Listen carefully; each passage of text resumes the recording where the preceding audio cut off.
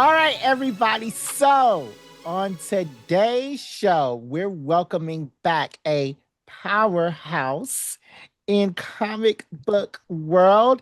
He's written for Aquaman. He's written for Star Wars. He has written for Samurai Sonja, and he is part of the milestone, as you see on his lovely hoodie initiative, Ooh, which brings fresh voices to comics.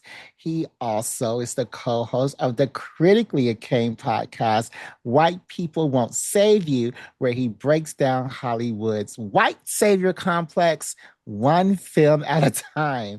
His newest book is called Ancestral Recall, which is a sci-fi mystery where Black history meets superpowers. It's dropping in August from Ahoy Comics. Anyways, we are pleased to welcome him back to the show, Mr. Jordan Clark. Yay, Jordan. hey, What's up, now with everybody? more beard. Yeah. Yes, yes, yes. Yeah, I appreciate you guys. Thanks for having me back. Of course, of Thanks course. for coming back. Yeah, Yeah. thanks for coming back. So, Jordan, let's start off this week's show like you start off every week's show. How has your previous week been? It's been, up and down. I think everybody's weeks are kind of like blending into one another. Like it's Hmm. June, which feels sudden, but also like I guess time has been going. Yeah. You know? Like I guess Like that feels right, I guess. yeah, like every couple of weeks, this whole year I've kind of looked up and been like, either A, it's only June, or damn, it's June already. So, Yeah. but yeah, I mean, I think I'm doing pretty good. I went to see, I don't know if you guys had a chance to see Bring Her Back yet, which is the new A24 horror movie. I saw that yesterday. Um, Mm. that was good. If you like 24 only does Hereditary, horror, right? yeah, yeah. Okay. If you like Hereditary or films in that Hmm. vein, like I would go see it. Like it's a Okay. lot to take in, but it's also a good movie. They said it's very gory. It gets that, like the beginning half, I Hmm. had read that and I was like, this isn't so bad. And then the back half, I was like, oh, okay, yeah. And they said there's a lot of child stuff going on. Child It stuff. is about a child that has passed and Hmm. the grief of the parent, and there's some other kids involved. It's not, again, it's not worse than if you've seen Hereditary or, films like that. But yeah, I mean, there would be a trigger warning absolutely if you have some sensitivity to that stuff. Yeah, Mm. I definitely wanted to see what all the hype was going on about that because I have heard a lot of stuff, but no, I have not seen it as of yet. But on the white people won't save you scale, how was that movie?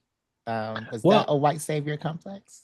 not entirely. I mean, I guess, if you kind of dig down into it, there's some of that Hmm. because nothing spoilery, but it is about these two children who get adopted by this kind of not so great woman.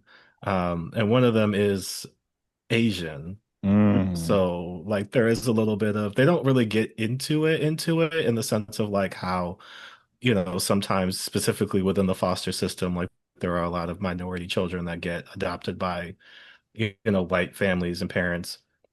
And I Yeah. mean, across the foster system, like there are, unfortunately a lot of instances of people just trying to cash a check. So, they'll bring kids in and, not really treating them well. I think it was, I'm forgetting the story of those children in Atlanta who like ran away from that woman Hmm. because like it was real bad. So I don't know if this had any, because it's an Australian film, so I'm not quite sure if the commentary is there. But I mean, I wouldn't say it gets into that. We've seen worse. We just watched. I don't know if either of you have seen Sheena. which is based on the comic book Ashina Hmm. that came out in the 1980s. It was like 1984. It Mm. is quite a ride. Now, on White People Can't Say, because I've been on the show and I reviewed what's that stupid movie called that I hate? Stonewall? Yes, Stonewall, which Yeah. tells the story Mm. about um the Stonewall riots. It was a horrible movie. Definitely White People Hmm. Can't Save You. And I have to say that y'all do a real service because I couldn't do that every week.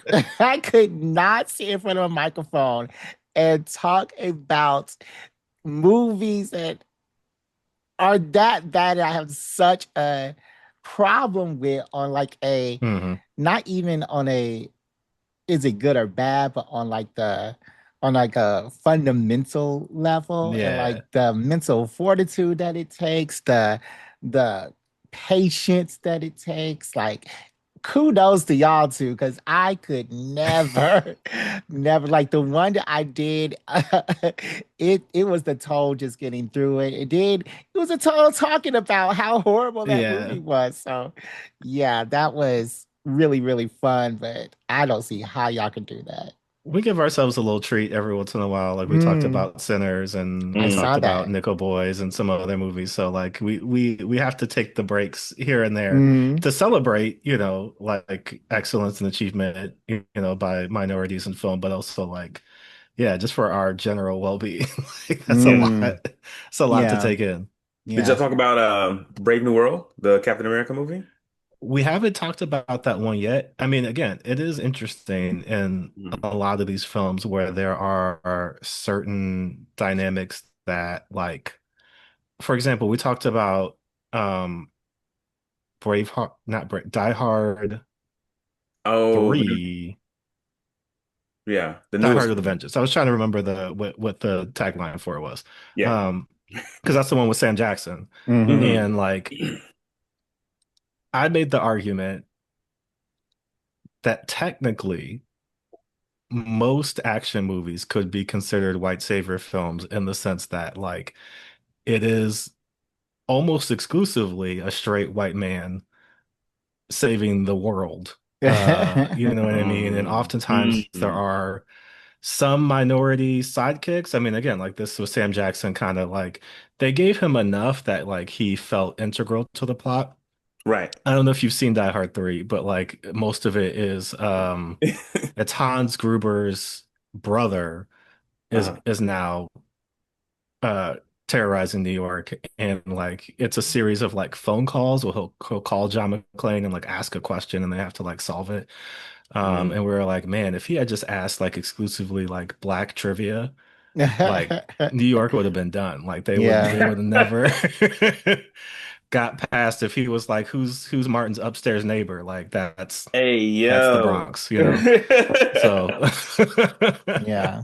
Yeah. That's So you said you saw Nickel Boys. Now Mhm. we're going off a tangent here. I saw Nickel Boys.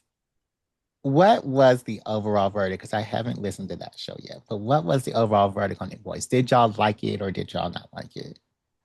We really enjoyed it. I think for us, mm. there's so few opportunities for Black independent filmmakers to get a chance to just do something.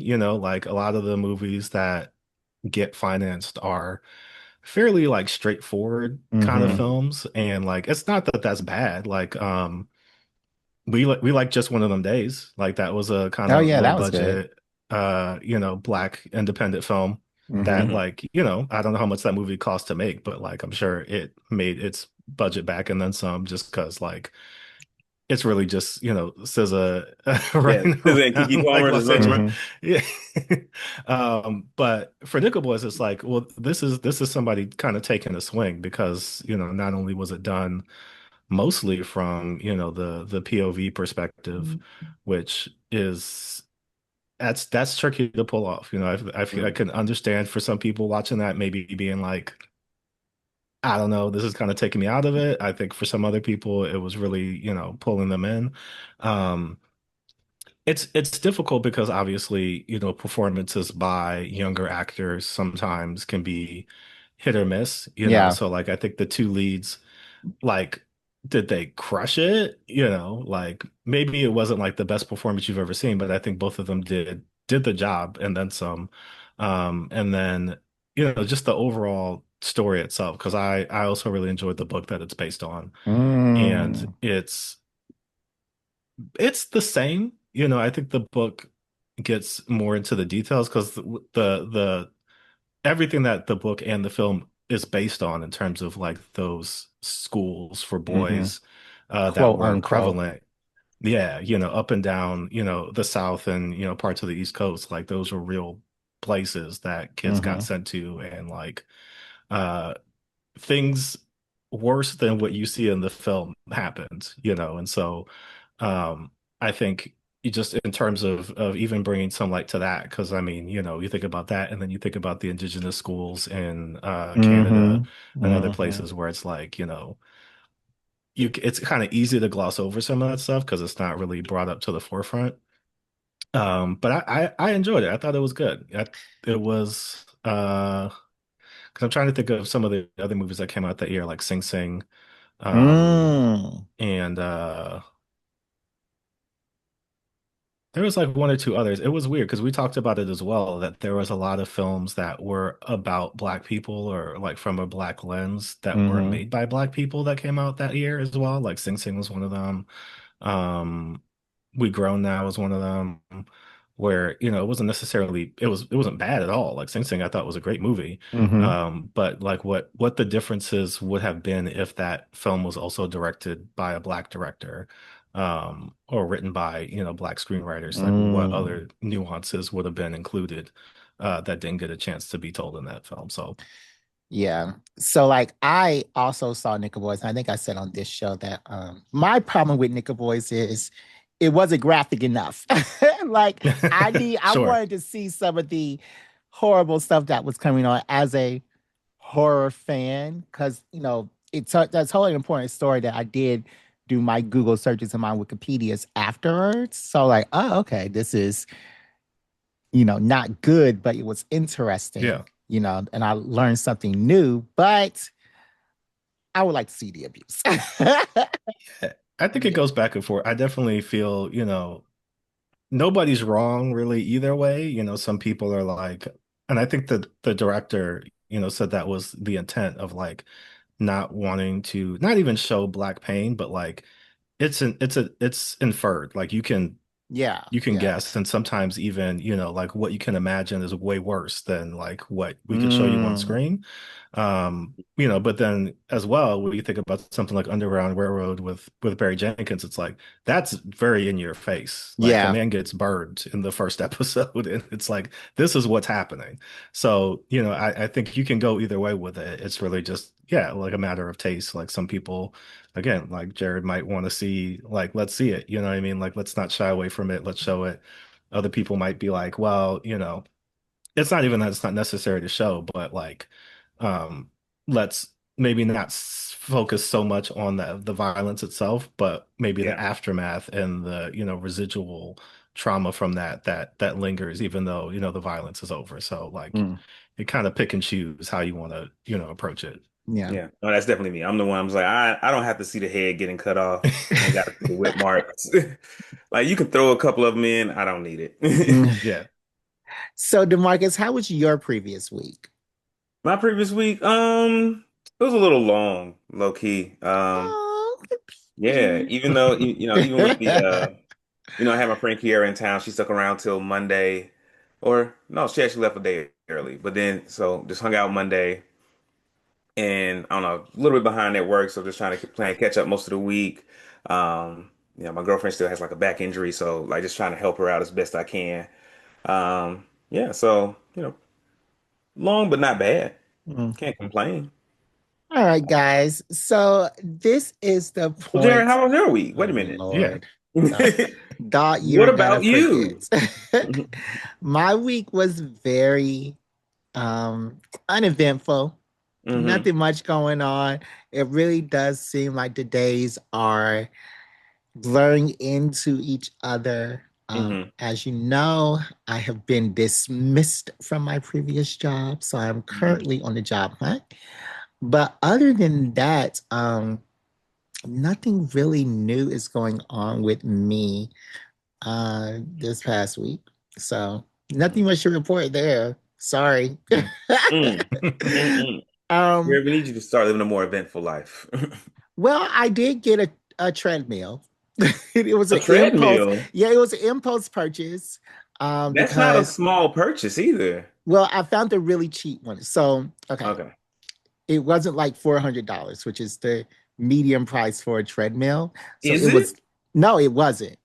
Yeah, Oh, $400 is the median price for a treadmill. Like they can go up or down, but they're around there. okay. I What? see What? Jordan nodding, so I believe you. Yeah. What? What do you think the median price is? I don't know. I'm thinking like a treadmill, like a whole treadmill is like $1,000, like with the little buttons and stuff. I mean, no, on Amazon they're like around 400.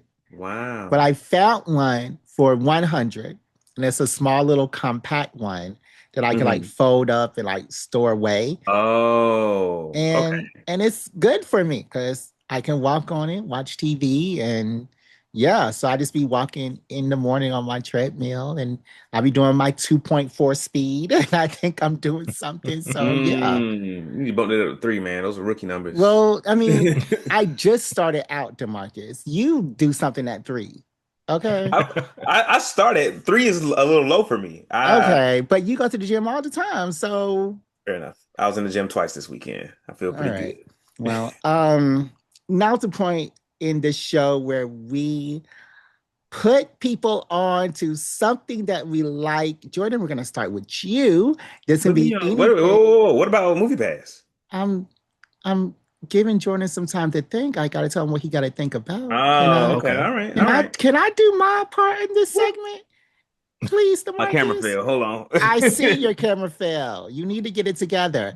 But Jordan, you can put our listeners onto anything in movies, TV, podcasts, books, or anything you want to. And this segment is sponsored by Movie Pass. If Demarcus can give me 30 seconds. So, Demarcus, can you please tell them about Movie Pass? Of course. Movie Pass is a subscription-based service, so they're all about making movie going more accessible, easier for the average person like us. We don't have $20 a week to go see a movie. But we do have $10 a month to pay for Movie Pass, Mm-hmm. where we can Mm-hmm. go see three, four movies, however we want to spend those credits. So once you subscribe to Movie Pass, you'll get your Movie Pass card, which is actually just like a MasterCard. You unlock that, buy your movie with the Movie Pass card, and you're done. You go enjoy your movie in theaters. Yeah, yeah. Hmm. So, Jordan, do you have anything in the world that you want to put our listeners onto? Um, I guess because I just read it not that long ago, the new Mr. Terrific series Ooh, the that number came one, out yes. this Mm. week from Al Letson and Valentine Delandro. Um, it's Mr. Terrific is one of those characters that I feel like, especially now, because they're gonna put him in the Superman movie, like Hmm. with I don't know how y'all felt about his appearance on Flash, where it was like yes and no, like they tried to do, everybody got CW-fied a bit on the Hmm. show. Yeah. Hmm. Um, but like the constant thing about Mr. Terrific is that like he's not confrontational in a way that's like that's what he came there to do, but he's Hmm. confrontational in a way like absolutely like you're not going to say that to me. I'm not going to Mm. sit here while you do that.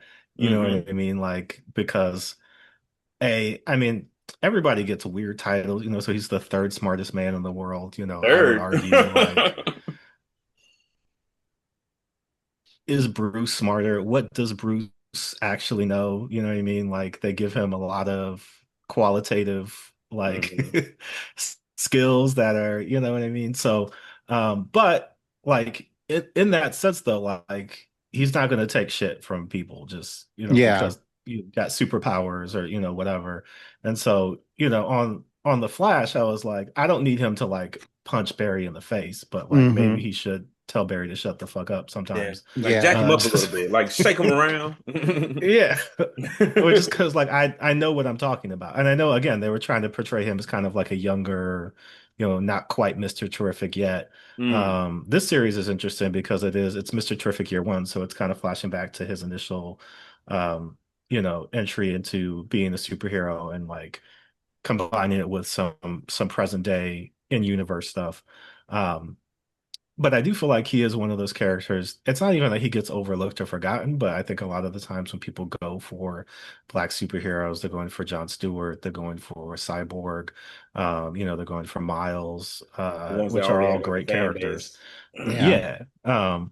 But like Mr. Terrific is one of those like he's definitely like an OG, but he's also one of those like like the fair play jacket, like Mm-hmm. just his whole Hmm. mantra is like one of those things that sets him apart from I think a lot of other heroes because it's not even that they are um just happy to be in certain spaces, but it's more like again, Mr. Terrific is one of those people who like his reputation precedes him, you know what I mean? And like Hmm. he is he's not going to take less just because that's what you're offering him. Like if you're giving him a position and he's like, not only am I more qualified for this, but like I could just go make a company right now and Mm-hmm. go do this. So Yeah. Right. you're like, if you want me to work for you, like you need to make this worth my while. Like I'm not just coming here to be another member of, whatever this is. Yeah. Um, and so I think, yeah, we'll see what his role is in the film, in terms of Yeah. like if this is him, because it's not his movie, so I'm not really expecting him to be like a big player in it, but I Right. am hoping that there's a good enough response to his character that maybe we get like a Peacemaker type show with him where it's like, Mm. Mm. here's a season of Mr. Terrific, or we kind of Less have silly, hopefully. yeah, things to roll him into. But the first issue of the new Mr. Terrific year one was really good. So It was good. Goes into Okay. the present, goes into the past. But according to Comic Vine, the people ahead of him in terms of intelligence are Lex Luthor and Ray Palmer. Do you think that they hmm, deserve those spots ahead of Mr. Terrific? Mm. you could make an argument. I mean, Lex, I would say, is legitimately a genius. Mm-hmm. He is because I think that's one of the more interesting things is how you quantify intelligence. You know what I mean? Like he's really smart with science, Mm-hmm. and math, if that's what you're talking about specifically. Like he's not emotionally intelligent at all. He's not intelligent in terms of like like he's not creative or inventive in that way, like artistically intelligent. Mm-hmm. He's very just like cold science, business, Hmm. etc. So like, I do think he's very smart. Ray Palmer, I think you might could give Mr. Terrific. You could swap that. Like he might Mm, Yeah. put him at two. Okay, You know great. what I okay. mean? Not That's what I no was no thinking. shots at Ray. He is a genius as well, but I don't Mm-hmm. know. I I feel like that's could, not I the. could see it. I could see it both ways. Mm. Yeah. Okay. Okay. Okay. Thank you for that. As a person who has been in the DC world, I really wanted to know the answer. Hmm. Demarcus, do you have anything that you would like to put them on to for this week? Something that's Um, better than the movie you put them on to last week, because I saw that movie, what movie? that A Thousand Faces or Oh, whatever. that was such a good movie. It It was was a such a very. horrible movie. It It was was such a like horrible it was a movie. romantic movie, right? It was so dumb. Jared doesn't like romance, It Jordan. was Have you seen A Mm. so Thousand Faces? stupid. I've heard about it. I haven't got a chance to see it It's a good yet. movie. No, I did not like it at all. I No. saw how it could possibly have appeal to someone like you, but Wow, like for me. someone like me, that movie was Yeah. boring. And I No, actually no put blood, my no phone guts. I away. understand, Jared. I put my phone away. I was 100% into it. And Hmm. again, I did not like it at all. Mm. But I could see why you would. So, do you have anything better to give this week? I have been listening to a new audiobook Mm, called Fourth Wing. Um, okay. I can't remember who it's by in this moment. But it is about a young lady who goes to like dragon riding college. It's like an adult fantasy. Um, Mm-hmm.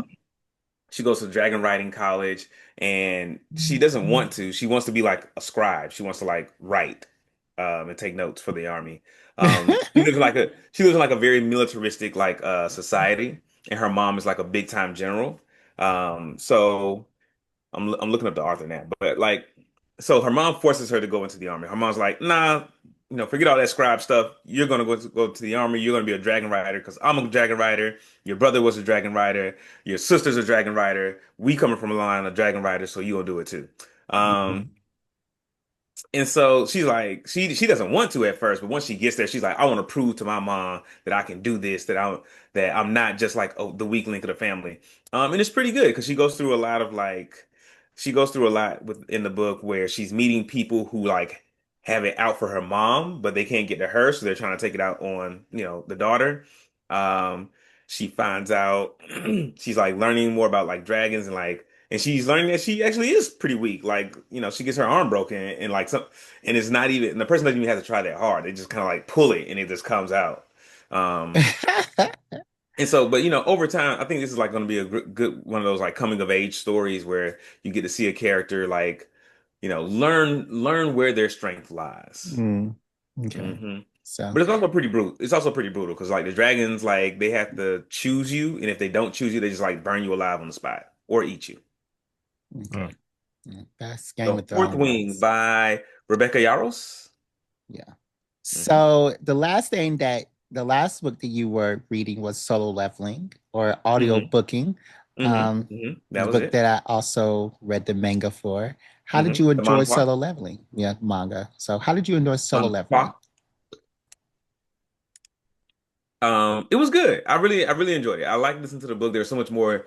What I always enjoy about books is there's so much more detail and there's so much more attention and care with the characters and the story and like making sure things feel and look like really full. Um, where sometimes like in a movie or a TV series you got to cut a lot of this stuff because you only have like X amount of time to really do your thing. But yeah, like I really enjoyed the book. The end of it was the bonus chapters at the end. Some of them were like, "Oh, this is cool." Some of them like, "You I like could have kept those. this," because like some of the bonus chapters were just like, "Oh, like he goes to get coffee one day and talks to this guy, and that's the chapter." And I'm like, why did I need to listen to that?" I love those. Um, let me see. Oh, so do the audiobooks have pictures in the included or it's just audio, straight No, audio? it's just audio. It's just like Okay. you listen to it. And I think the person reading Fourth Wing is a better book reader, a better audiobook person. Um, because I don't know, it's just more they're just more fun to listen to. Okay. And it Well, sounds very in the world. if I can put you on to something, my listeners, I would hmm like to put you on to this show that I've been hearing a lot about. I haven't really given it much thought. I finally watched the first episode.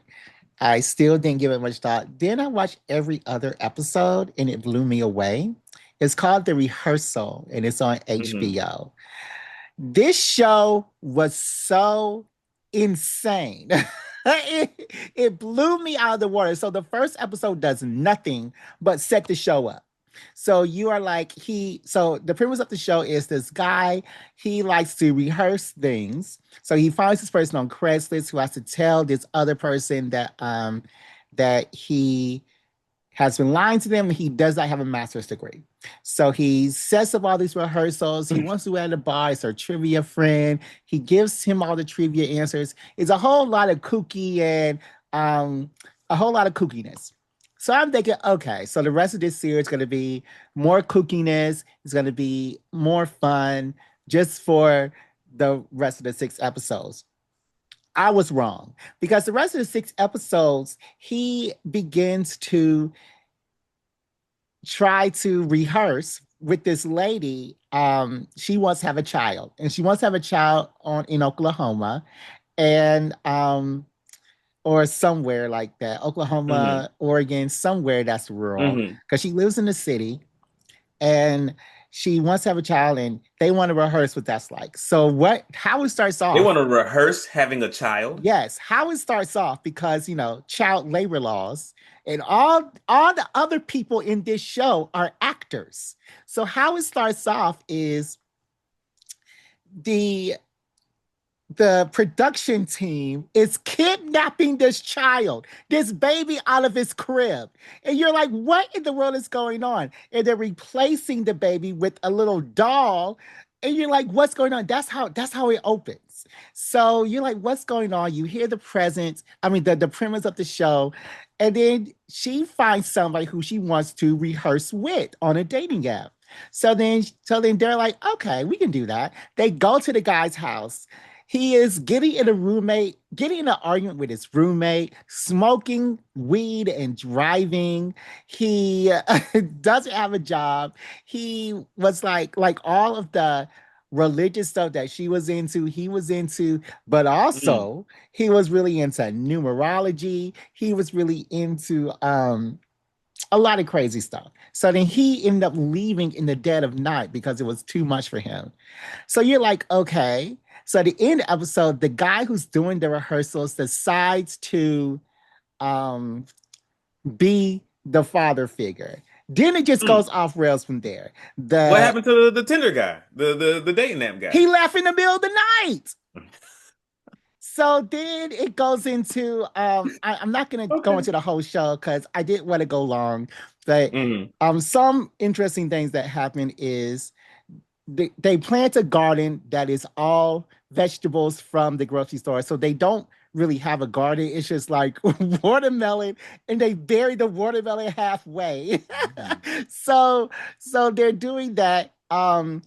One of the oh, he has to go away for his job. He's still doing the rehearsal, so he Hmm. has to go away to New York and film because they're like speeding the timeline up. He is away from his child for 9 months. So when he comes, no, 9 years. So when he comes back, the child's like, "Hey, how you doing, Dad?" They're like, "No, can we do that again?" But like, you're mad at me. So Wow. he comes back. He's the actor starts treating him like he's horrible. Like the dad is horrible because he's been away for 9 years, and Hmm. then he gets into a drug overdose, like a fake drug overdose, and and And then this is the he guy running the rehearsal no, things. this is the guy who is acting like his child. So then The he gets to a child does a fake overdose. well, he's a teenager now. So then he does a fake overdose. He decides that this is too much for him, so he reverts the child back to six, and then the 6-year-old forms an emotional attachment to the host of the show, the 6-year-old actor, because he's Yeah. calling him daddy all day. He does not have a father figure in his life. So he Also, has to then go to his house and be like, I'm not your dad. And what action, buddy? it just gets so completely crazy. I implore you to watch just the first season. I watched both seasons. The second season is not as good as the first season. Watch the first season of this show. It's six Mm. episodes and they range from like 30 minutes to an hour each. It is so insane. It is so insane. I Okay. beg you to watch this show. Please. I Just will make it through also the first add, episode. Yeah. if you like that, because this is Nathan Fielder who did Mm-hmm. a show on Comedy Central for a long time called Nathan for You, Yeah. which is similar in that his whole thing was like people would bring him their problems with their business, Mm-hmm. Hmm. and he would fix their business, but it would often be like the most absurd, ridiculous things that you could do. And it started off with like, very simple, like mom and pop shop businesses, but then it got all the way to like somebody who ran a Starbucks. And so he made something Mm. called Dumb Starbucks for them. And the second season of the rehearsal is he literally trained for 2 years to become A a pilot. commercial airline pilot. Yes. So he could fly a 737 over the Yes. Mojave Desert. So Yes. It was, and like a lot of the second half of that show isn't any dialogue. It's just The suspense of he is in the air with a plane full of actor passengers, and you're like, are they all going to die? Because he talks about how he talks about how the he was a worse student because it took him the longest. Like they kept saying, it took him the longest. People are literally, they show the crash. People are dying on the set. Like other students are dying on set. So this is a real, and it's just, it's. Please watch this show. That's all I'm Yeah. gonna say. Okay. Please watch this show. Okay. I'll check it Uh, out. yeah, just make it past the first episode. It tells you what it's all about, and then it doesn't do any of that. Okay, I'll check Okay, that out. okay, DeMarcus, The do we rehearsal. the rehearsal on HBO? Do we have an activity for today? Yes, we do. Um, and for those of you, dear listeners out there, who are joining us for the first time, the way activities work is that DeMarcus decides the questions, the answers, and he decides the winners and losers. So for today, we are going to have some Aquaman trivia, and that's what we're Oh calling it. no. You know. Okay. And just to let our listeners know, if you haven't heard my before episode with Jordan, Jordan did write for Aquaman. He wrote a Mhm. long series, Aqualad with Aqualad. So again, DeMarcus skews these towards our guest to always win because I've never I even don't. come close to winning when we had a guest. So All right, so a go few ahead. corrections in that statement. You do come Oh, close often. Okay. Well, Second, I okay. skew them toward things that our guests would know about because it would be Hmm. unfair to ask our guests about what Boruto and you're the only person that watches. All right, cool. But I know you read comics, Jared, so you've come across some Aquaman stuff. Mm. Um, So what's going to happen is that I am going to give you all a description of a character or characters or a Hmm. group of people, iconic things from the Aquaman series. And all you have to do is tell me the name. Tell me who I'm describing. Easy peasy. Lemon Okay. squeezy. And that's the second thing. DeMarcus knows I'm not good with names. So, you know. Jared, that is a character flaw that you need to be working on. Wow. And the fact that you keep coming up into these things where you need to know things names and people's names.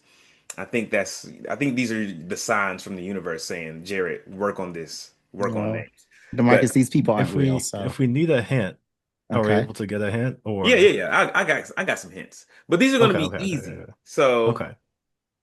you know, The I only think person I know is Mira. So I'm letting y'all know that now. you That's the only don't person I know know. Aquaman. I don't know his, I don't know his, is it Arthur? Okay, go ahead and play the game. Okay. All right. I need you both to give me a number between 1 and 10. 3. Hmm. 7. Wow, crazy. Let's see. Choose another number. Both of you choose another number. 4. Okay. Okay. Uh 10. Okay, great. The number was 3 the second time. Um, Okay. it was 5 the first time, and Jared chose 3, you chose 7. Both of y'all were 2 away from 5. How do I decide who goes first? I guess I could have flipped the coin. Okay. But anyway, Jared, you're going first. All right. Uh, which Atlantean hero is half human, can communicate with marine life, and serves as king of Atlantis and a founding member of the Justice League? Oh, that's Aquaman. Of course. So Easy did he peasy. find the Justice League? Was he A a founding founding member? member. A founding Hmm. member. So he was a founding member. Yes. So like he wasn't like, oh, I really want to make the Justice League happen. They were like, hey, Aquaman, you're pretty strong. Come join us. Like I know he was in Super Friends, but is he in the New 52? I think so. Yeah. Yeah, Okay. no, he was part of that. Okay. Yeah. Definitely. Okay. Okay. Number 2. Let me start keeping score here. Okay. My only point. Mhm. All right. Number 2. Jordan is for you. Uh, Yes. which fierce warrior from Zebel possesses hydrokinetic powers and becomes Queen of Atlantis after marrying Arthur Curry. That, that would be Mira. That, of course, that is Mira. Okay. All right. Yeah, see, easy, right? Yeah, very I'm easy I'm so trying to make far. these more, competitive, I suppose. Jared, number Yes. three for you. Which Okay. ruthless undersea villain, known for his deadly helmet and laser weaponry, is Aquaman's most enduring nemesis? That is Black Manta, Of course, that one is the of Black our Man. favorite black supervillains. There are a lot of black supervillains in Because comics. black people are evil, obviously. Yeah, there should be a lot more black supervillains. A lot I, more. I think that there should be a lot more black superheroes because black Mm, people are, in reality, black people more, I think black people are like more altruistic more often. yeah, but I think that there should be a supervillain who gives Luthor a run for his money. Mm, mm. Well, Yeah. I mean, depending on what you're watching, Luthor could be Luthor could be black. maybe You're kind of, correct. sort of What is he black in? Superman adjacent. Adventures. Oh, I didn't know. Is he Eh, still like light Justice League skin? Unlimited, maybe. He yeah, could be passing if you, yeah, Yeah, but he was depending on that's how what I you was watch thinking. I it. thought of Justice League Unlimited Luthor, and I'm like, oh no, he's just like a white guy with a tan, right? Like, are mm-mm. y'all finna Yeah. blow my mind and tell me he's just light skinned? No I don't know. in I mean, because then you watch Spider-Man and it's like, is Norman. Norman Osborn the only white man with waves? Like Yeah, there might be something. yeah, Yeah, Norman Osborn is a ginger. That's what that is. yeah. But in Superman Adventures that used to Mhm. play on like Kids WB or Mm, whatever, he was definitely a black person. yeah. Mm. Yeah, Okay, okay. in All right. talk and in skin. All right, number four, Jordan's for you. Which power-hungry Atlantean prince and half-brother to Aquaman frequently wages war for control of the throne? It's Ocean Master. Yeah, I was Yeah. trying to remember his actual name, but Yeah. If you want to give me the actual name, I'll give you a bonus point. I'm blanking on it. But It's Orm Marius. yeah, Maybe pronounced yeah. Marius. Not sure. All right, number five, Jared. Which cunning Atlantean advisor serves the throne of Atlantis while often pursuing his own secretive political agendas? um, uh, I think this is Jan. Is this Jan? Jan? No, it is not Jan, Jared. But It she is. can turn into water when she says Wonder Twins powers Wait activated. a minute. Form of Because water. I was like, So is there a character named Jan? I was like, let me. No, it ain't Jan from the damn Wonder Twins. is that her name, Are Jan? they even? Yeah. What? Jason Jan, I think, or something like that. Yeah. So Jesus, it's are sure they I don't know. Atlantean? Are they even Atlantean? No, they're aliens. They're not from Earth. Yeah. Then why did? Okay, don't piss me off, Jared. Jordan, back to you. Which former Aqualad became a magic-wielding hero known as Tempest after training in sorcery and joining the Teen Titans? Wait. Who was the advisor? Oh, I said Voco. Nudist Voco. Volko. Okay. Mm. Hmm. Okay. One of those guys who rides the line between hero and villain. I don't know if rides falls on the villain side. But Um, do you need me to repeat it? so it's who becomes Tempest? Is that Yes. Yes. Gareth? Yes. It's Garth, but I know who you're talking about. Gareth. Okay. I'm not gonna be a dick about it. Why didn't you say he's on the Teen Titans? I would have known more of which white guy to be looking for if you say It he was wasn't on your the team. question. Okay. But this one is, which modern Aqualad and son of Black Manta is a hydrokinetic metahuman and hero in both comics and the animated series? Um, And because His I already gave you Aqualad, you got to tell me his real name. I know, you bastard. Um, his name is Connor. Is it? No. And I just looked this up. Mm, mm, mm. Oh God. And I have the person who wrote him right here on this podcast. This is so embarrassing. Let me, I don't know. I'm thinking it's all I can think. Give me a hint. I will accept his human name Oh God, that's not a uh hint. or his Atlantean name. Okay. That's I'm just hold on. I was broadening the spectrum of rightness for you to make it easier. Hmm. First off, here's your hint. Okay. Um, he is the son of Black I know Manta. he's the son of Black Man, so that's not a Hold the hint. fuck up, then. Let me let me finish my damn hint. Shit. Okay. Man, I don't want to tell you nothing. No, I know his Atlantean name has like a comma in it because I can see it. It starts with his Atlantean name starts with like a K, right? And I can see it in my brain, but I can't he is the son of Black Manta, whose real name is David Hyde. hide. Uh, is it Jason? No. Mm, you close. You close, brother. That's a whole different name now. I know. You Hide, missing two letters hide, out that hide. name. I don't know. I'm just going straight to Jason. So tell me Mm, who it is. it is Jackson Hyde, Jackson. Calderon. Jackson Yeah. Hyde. That was a good, that was a, that one was kind of hard. That one was kind of hard, Jared. I Good mean, it job. wasn't because I just looked this up before this show. So it Mm, shows my memory. no accounting for that. All right, Gordon, back to you. Which former queen of Atlantis and mother of Arthur Curry plays a key role in his royal lineage and the politics of Atlantis?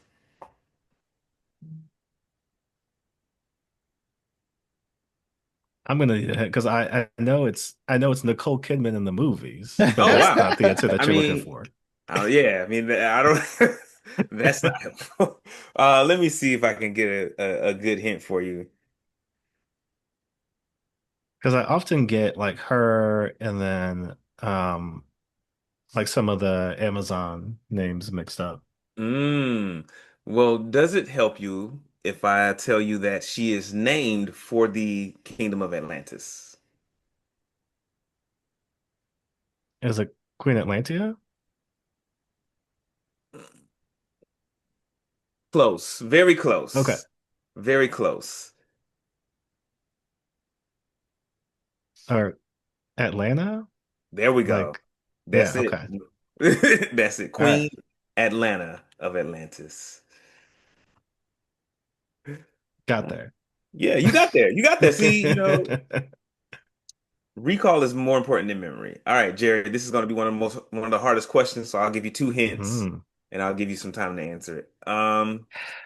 But you might not need it because you're a comic book aficionado, reading I just be everything on Wednesday when it comes out. I just be looking at the pictures for real. So All right. Which monstrous deep sea dwelling race was introduced during the New 52 and represents primal terror in the ocean depths? oh, so they have the sharp teeth. Hmm. They have the sharp teeth, and they're like Absolutely. people. They have the webbed um things, web Yep. hands, They are humanoid, all that. You're right. and What's it called? they are called. So what's the first hint? What's the first hint? Mm, they are named. The trench, the Okay. trenchies. That's it. The trench. They are called Yes, the yes, trench. yes, I got Nice, nice, nice. it. All right. The score now is 3-4. Jordan, you're up by one. You can seal the win with this final Mm, question. mm. Which marine biologist, once a mentor to Arthur Curry, became obsessed with discovering the truth about Atlantis, even at great cost? This is also one of the harder ones. Yeah, again, I can picture the guy from the movie and the guy from the cartoon. Was the Aquaman movie that good for that to be? No, I think it was just that it was coming out around the time that I was working on the series. So like I Mm, was Mm. like, I should probably watch this just to get an idea of um yeah, yeah. yeah, I give mean, me I a understand hint. that. Okay, so he is a doctor. Right. I already said that. Oh, did you say he was a doctor? No, you say he was a doctor in the hand. Did I say he was a You doctor? say No, he was a biologist. I said that don't mean he's a doctor. You can't be no street biologist working I for know a marine Atlantic. bio. You can be a marine biologist with a bachelor's degree from Hampton. They I have do. marine biology as a degree. I do not know any marine biologists I that are want to say not. his name starts with like a O or a His A. name, his first and last name both start with an S.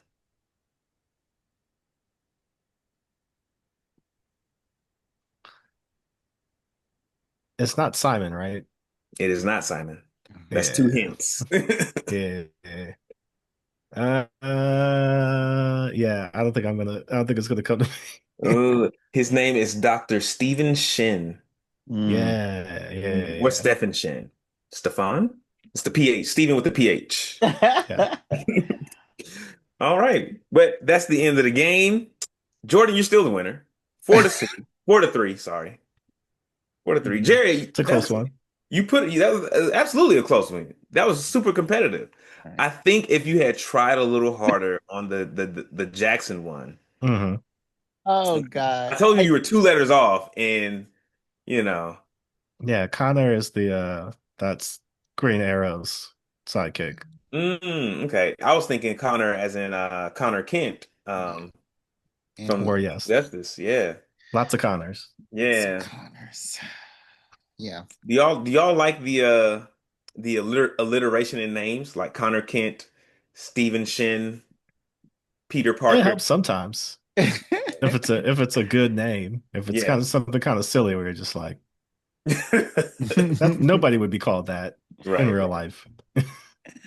But uh, I don't know. I like them. I love a good alliterated name. yeah, it Mm. makes them more memorable. All right, Jordan, Not to let's hear go ahead, it. jump into it, and talk about your latest work. Now, I read this thing, and let me just say that you really did blow my mind when I read Hmm. the preview of it. I'm very excited to actually buy this when it comes out, but I read the Mm. preview of it, and you blew my mind. Not only first, because the main character is not a young whippersnapper, some Gen Z, uh, some Gen Z guy. He is pretty ancient. In about 20, 25 years, I'm gonna be at that age. So don't do that. So I was very excited to see you had somebody who had gray hairs as your main character. So like, why did you choose to go that route instead of the route of Yeah. somebody young and frisky? That was gonna be my first question too. Oh, 'Cause okay. I love it. I Yeah, me loved it. Like too. I was reading it, I was like, oh, I was like, this cute old couple. I was like, obviously someone young and spry is gonna come in like 3 pages, Yeah. and Mm. that's the main character. No, but Yeah, no, no, I no. It think was him. yeah. I mean, a couple of things went into that decision. The first, maybe not so obvious. Like I was very inspired. Unfortunately, it was after he passed, but Michael K. Williams Mm, um did like two or three things like kind of near the end of his life where he was talking about his career and looking at some of the roles that he played. And one of the things that he talked about a lot was like how important it was to him to be able to portray people from the Black community who often either don't get seen mhm, or aren't afforded dignity in the roles that they get to play, mhm, in these places. Because he's like, I know these people. These are people from my neighborhood that I grew up with, or like, I'm familiar with. And so, a lot of the times, like, you guys were saying, like, obviously, sure, like a cool new young, kind of hero, catches people's attention.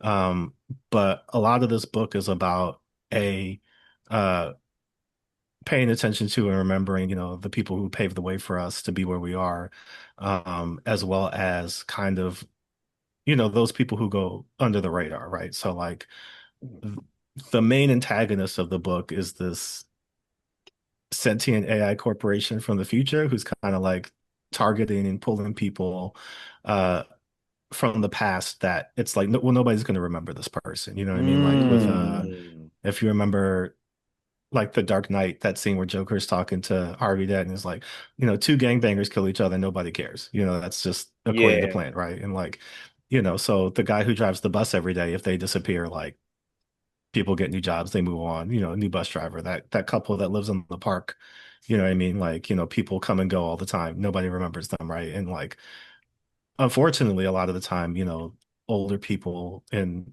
all communities are kind of, forced into these situations where either you put them into a home or, they're kind of, relegated to these spaces where, they're not really made to feel like they matter anymore. And I thought, having a character that A is kind of atypical, right? Hmm. Who you're not typically used to seeing, not only just in stories, but like as the protagonist of a story, I thought would be, something interesting to kind of shake things up. But then also because it is a love story, you know what I mean? Hmm. Like, I think particularly with Black love, right? Like we never really get to see us grow old, together. Like there's Mm. usually some situation that is either, broken a couple up or, somebody's passed away. Hmm. And the main inspiration between the two characters is this jazz musician Thelonious Monk and Hmm. his wife Nellie Monk. And like Thelonious Monk was a genius. He was also a very eccentric person. If he Hmm. was alive today, I'm sure he would have been diagnosed with bipolar disorder or something on the spectrum, because he was just focused on the music, right? Like his wife was the one that got him, like he couldn't even get to an airport by himself. Like she had to Hmm. help get him, everywhere that he was going. Yeah.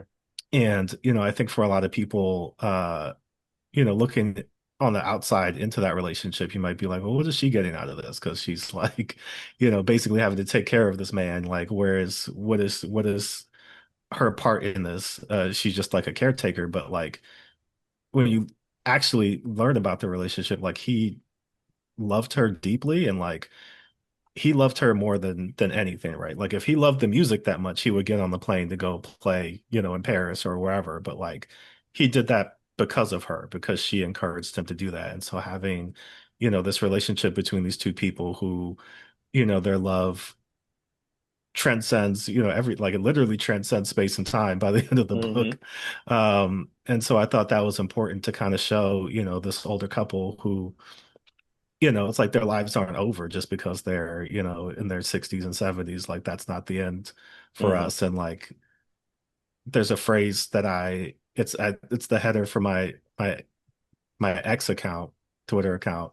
But it's that, there are Black people in the future, right? And I think it's Mm. important to be able to imagine Ooh. ourselves in the future, older, like Yeah. still being able to do all the things that we do, and still having a presence and a space, in the world. Yeah. So like being able to show this older Black couple, not necessarily even just like if they just wanted to play bingo all day, that's cool too, but Yeah. Hmm. like they're also, active and still, doing things in the world. And now they're going on this big interdimensional adventure as well. Yeah. Yeah. Yeah. Oh, cool. I guess what is I've read the comic, but for our listeners, what is the premise of the book? What is the story we're getting into? Sure. So the book follows Melvin Waring, who is like I said, kind of this older eccentric painter. Like, he came up in the 80s and the 90s and like, Mm. got all this acclaim. Right, baby? But then, his passion for being like a public figure waned very quickly. Like he Hmm. loved the art, but he wasn't interested in being famous, so he kind of became more and more reclusive. Um, but because his wife gets caught up in this whole situation where she gets taken into the future, he's kind of called upon to act, and so he taps into these abilities that let him basically commune with the ancestors, commune with people from Black history, and Hmm. be able to access their abilities, their knowledge, and use them for his benefit. So, for example, in the first issue, he gets in contact with Jean-Louis Michel, who is a like he was the best, maybe the best sword fighter ever, but definitely the Hmm. best sword fighter of his time. Hmm. He was like a Haitian soldier that like Napoleon was like, I need that man to be, part of my army, like not the Right. Haitian army, but like the French army, Yeah. because he's like that good, and so um throughout the adventure, as Melvin kind of continues to go along, tracking his wife June, like he comes into contact with a bunch of different figures throughout Black history who are people that you're not going to read about in a history book, right? Like Yeah. you get certain things. Unfortunately, most of, at least, from the American education standpoint, you get Mm-hmm. slavery, you get civil rights, you get maybe a little bit of modern, like, Black Lives Matter movement, and then that's Hmm. the end. And so there's a lot of people who did a lot of incredible things, throughout Black history, that it's not even just about, like race or not, but it's just the amount of odds that people overcame despite all of the obstacles in their way. Like they didn't let somebody say no to them. They still found a way to Hmm. do these things, and like they should be remembered and they should be given, that spotlight. So hopefully this book is shedding some light on that. Um, but that's the basic plot is, he's trying to find June, who's been taken to the future. They're fighting through time, and against Hmm. this evil AI corporation to try to find each other and ultimately bring everybody back home. Yeah. Nice. And you really did blow my mind um with the inclusion of that person. Like again, after he was in there, I immediately did my Google search to find out more about him. So is that like um the overall uh uh meaning, or the, I don't know what word I'm trying to say. The overall premise of this comic is to really tell an amazing story and have people who did not get this education in other places to find out who these people are through your comic book. Definitely that's one of my big goals, because I think that, Hmm. like I started working on this book about 3 years ago, like just, Oh. the general idea, then like starting to put things together. And, you know, is far from my intention, but like the closer we've gotten to the release, like the more timely it feels, where, Mm. we're in a world where they're literally trying to erase Black history like every day. Like Mm-hmm. there's something that's happening where they're trying to shut down museums, they're trying to take names off of memorials, they're trying to, you know, take names out of websites, basically like conceal the Hmm. information. And it was already difficult enough, in a lot of instances, if you wanted to learn more about historical Black figures, like you needed to do the research, like you needed to go Yeah. find the books, find the podcasts, find the documentaries, like have that information given to you. Like a lot of the things that I know about Black history are just kind of like oral, like speaking to somebody. Somebody Hmm. was like, oh, did you know about this person, or have you heard about this story? It wasn't from a textbook, or just general K through 12 education. Like Hmm. I went to Hampton for a bit, and then I went to Morgan State, in Baltimore, and like those were the places that I really was exposed to Black historical figures that weren't just, Martin Luther King and Hmm.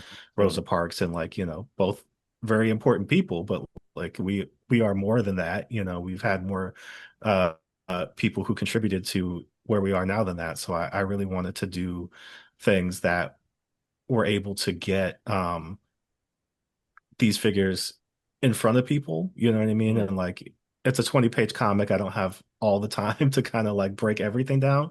But even if I can just get the name in front of you, even if I can just get, the accomplishment in front of you, even you can just have, a page or two of seeing who this person is. And then, like Jerry was saying, and then I go and I look them up, And even, within the issues, we're trying to figure out ways that we could have extended back matter or things that, give people a little bit more information. Because I think once you kind of get going down that trail, then it's like, oh, who else? Right? Like who Hmm. else is out there? Like what Yeah. else Hmm. is there to uncover? So No, Yeah. absolutely. And so I want to ask. So none of the people that Waring communes with, none of these are people are made up. All of no. these are actual black people Hmm. from history who have, accomplished something and done something. Man, that's dope. And you said you've been working. Yeah. So was most of your research just like finding these people, or was more of it writing the story? There was a good balance to it. I think, for me, I wanted to have that balance of, here are people that you certainly can look up and like have a role and an impact in the story because a lot of it is what does Melvin need to do right now, right? Like, Hmm. okay, Melvin needs to ride a horse. Well, like, what are the historical black cowboys or people who could kind of Oh. play into that role? Melvin needs to drive this car really fast. Are there any Mm. historical like black race car drivers? Melvin needs to know martial arts right now. Like who are the forefathers of black martial arts and all this stuff and like I think that was really part of the fun too, was being able to do Yeah. that research and look up these people because there's people like Ronald Duncan, who was the first black. I'm sorry, let me take that back. He was the first American ninja, period. Like Mm. black, Wow. he was black, but he was the first, like, Did went not to know that. Japan, learned jujitsu, first black like ninja, period. So like people like that where you're just like, oh, okay. You're like, Wow. wow, like that's That's in dope. Yeah. incredible to kind of know just because there's people like that who you would think like you might have just come across generally just like looking up information. But it's not even again, it's not even that it's being hidden actively like now it is, but Hmm. previously like a couple of years ago it was more just like you got to seek it out. Like this information isn't being presented to you. It's like Mhm. in that way where a whole bunch of white people watched Watchmen and they were like, wait, they burned down a town in Oklahoma? Like Mm. that they just made that up for the show, right? And it's like, No. Nah. no, that's real. That actually No. happened. Yeah. And so, a lot of people don't come in contact with things unless not necessarily it's like put into pop culture and things like that. Hmm. But even now with Sinners, like people are looking back at, not even just that specific town which was a real town that existed, but they're also looking back, at the blues. They're also looking back at even like, people are getting into like Irish folklore and like, dances and stuff. Like all of that stuff, once it's in just like in front of your face, it's a lot more accessible, right? Like it just kind of piques people's interest. And so, as much as I can do that with a lot of these figures, it's like, you know, I'm not expecting people to go on and write dissertations or anything, but like Hmm. certainly you can Google it, go to YouTube, wherever you want to go and like actually get more information about these people. Mm. Nice. That's hella dope, man. I love that.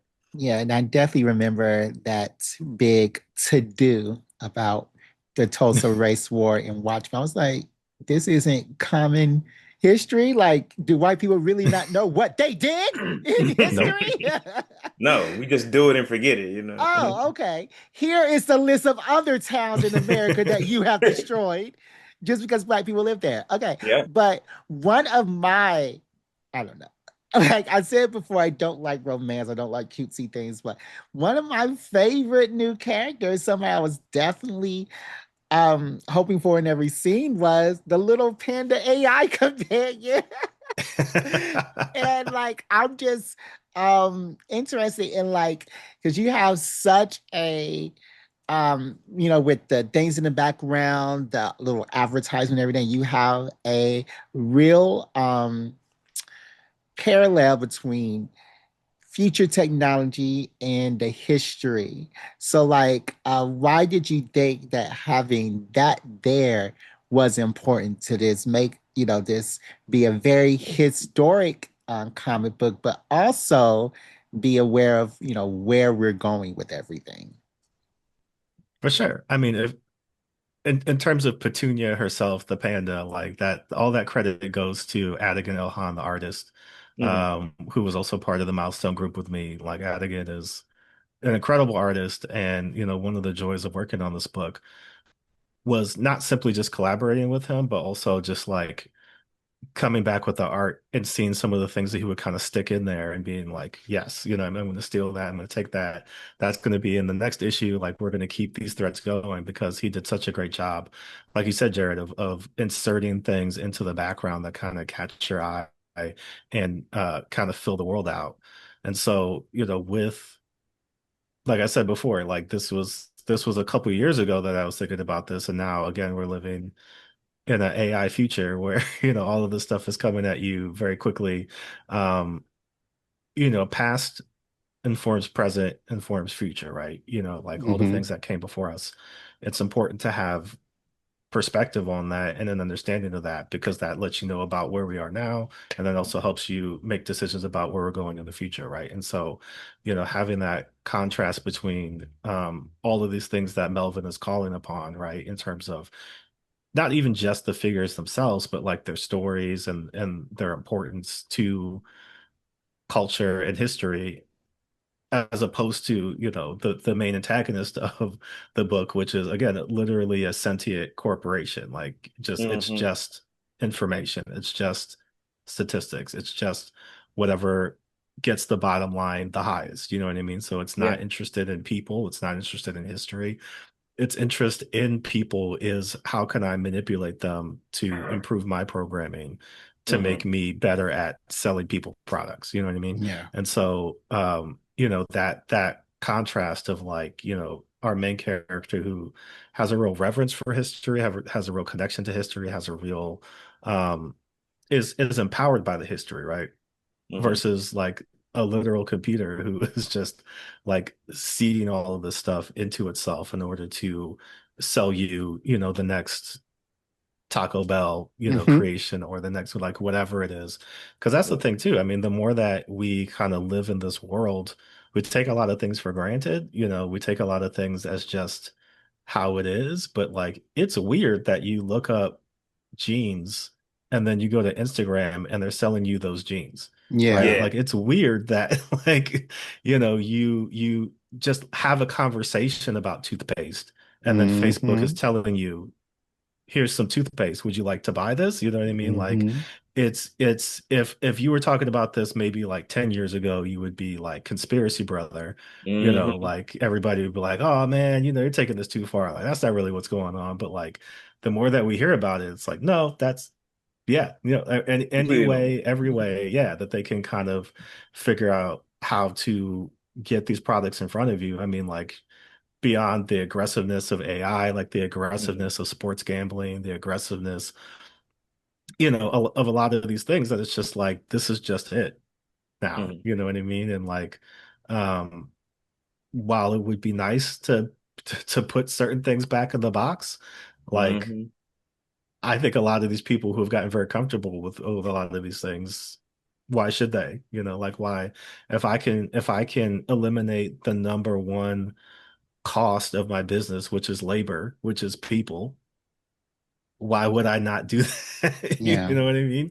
And so I think I was having a conversation earlier today, just about like what all of this means. And I think a part of it too is that, science fiction's job a lot of the time is to give us a map for what the future could be like and how we can move about it, right? Because like, it's one thing to just say, man, that's bad. Right. And then we all agree that it's bad. And then we're like, okay, it's another thing to say, well, what do we do? Right. And like, I'm Hmm. not even saying that this book is like, this is the blueprint for how we should, move in the future, but more so like the more options and the more ways that we're able to kind of imagine ourselves in the future and think about how we want to confront a lot of this stuff, I think the better equipped we are in real life, when we do have to deal with it, because we've already had, a bit of practice through the fiction to see how, not even just fictional characters dealt with it, but like what are the ramifications and consequences, right? Like people bring up stuff like 1984 and Brave New World, Hmm. in a way that's like, man, wouldn't that be crazy? And now we're all like, man, that's kind of outside. Yeah. You know what I mean? Like we're kind of going through it now. That's exactly what's Um, happening. Yeah. so Mhm. yeah, but again, that's why it's important to keep, the history and keep these books and these texts and these things alive because like they don't want you to read that because they're trying to do that. So, Yeah. Yeah. Yeah. And you bring up the AI sort of like marketing to us. And do y'all remember the days where like your last name appeared on merchandise on mm, Facebook that it was trying to sell you? I feel like that was the mm, case. yep, I had another question about the powers. yeah, And so, and I guess I'm just curious, like, how do the powers work? Like, because we've seen him, we see them activate a couple of times here. And like one time he's mm, just like talking to somebody in the past. Another time he's like just kind of like gaining their abilities, like a la Matrix, like downloading kung fu mm. into Neo's head. So is it sort of, does it work however he needs it to work in the moment? Or, you know, do you, what is I guess what's the basis there? Yeah, I mean, I view it kind of like a stress test, right? You know what I mean? Mm. Like, I don't know if you guys are familiar with Dial H for Hero, which Oh, was a I DC am. book. Yeah. Yeah, what I mean, it's Sorry, I it's got not too quite excited. that because that was like, you would dial the phone and you would just get whatever. You didn't really get to choose the superpower, but like Right. you would kind of just gain a new ability. For Melvin, it's kind of like not necessarily okay, who's in my mental Rolodex of black people that I can call upon.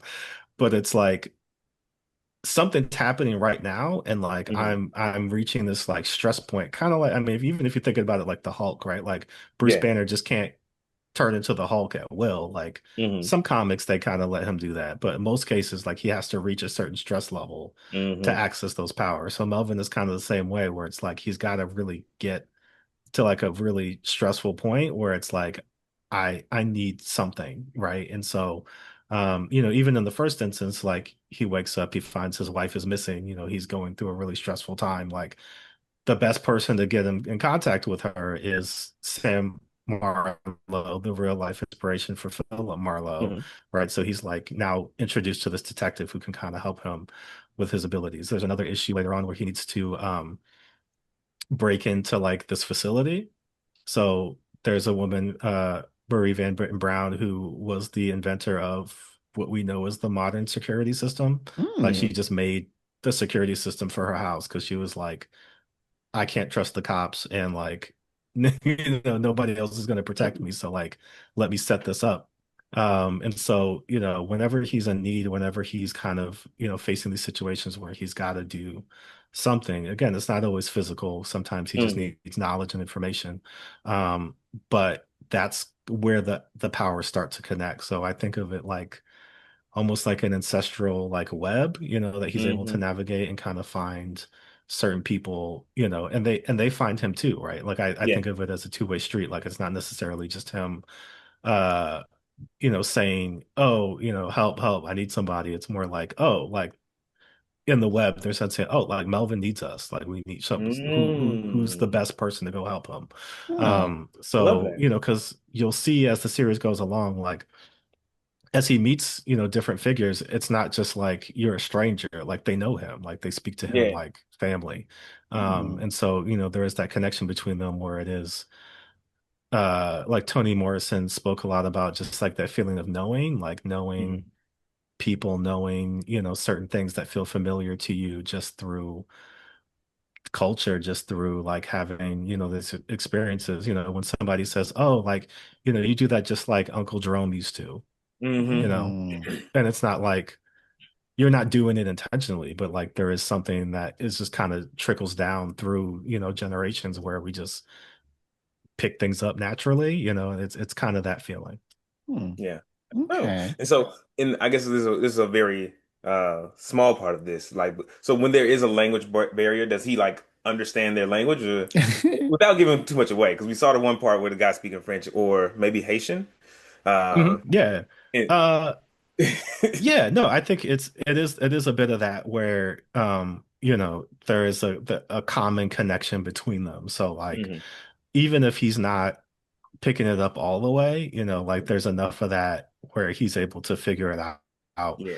And just kind of again can feel the movements, feel the things that they're asking him to do or guiding him. Yeah. No, that was the part I really enjoyed. He's like, speaking to him in French, he's like, what? He's like, look, guard up. Yes, You're yes, in yes. danger. Yes, so an amazing first issue. I was ready to read the rest, and we have to wait all the way to August. What? Yeah. Uh, But yeah, definitely I encourage anybody who is there's a lot to offer, right? Like, I mean, Mhm. if you enjoy Black history, if that's something that is meaningful to you or interests you, like that's certainly there. If you like a good romance story, that's certainly Mhm. there. If you like science fiction, that's certainly there. If you like action, we got a little bit of that. We tried to, throw some comedy into as well throughout the story. So like, we're trying to make it a bit of a couple of different things. It's I would say mostly a science fiction Mhm. comedy, but like, we've got a lot of different things to offer. So, if, this sounds like a book that might interest you, first issue is out August 6th, coming out 5 issues, so running until Mhm. December. So, definitely let your comic book shop know that you would like that Yeah. issue. I'm adding it to my list, man. so just Um, just 5 issues. It's not gonna go on for longer. It seems like You it's gonna know, go on for ever. that could be a possibility if the issues sell well enough. So if you Yeah. like it and if you want to see more of it, supporting it is a good way to let the publisher know and other people know that you'd like to see more. Hmm. Absolutely. And I know we're getting close to our time here, but if I could ask one Mhm. more question. We Absolutely. talked we sort of hit on this earlier, maybe talking about a different instance. Um, and we see it in the comic where his wife is saying like, "Hey, if I didn't have to, if I wasn't recovering from this surgery, I would go do this thing for you." You mentioned how Melvin has like trouble like being had trouble being a public figure. He has trouble like out in the world. Is there like a mental health story here as well? Like yeah.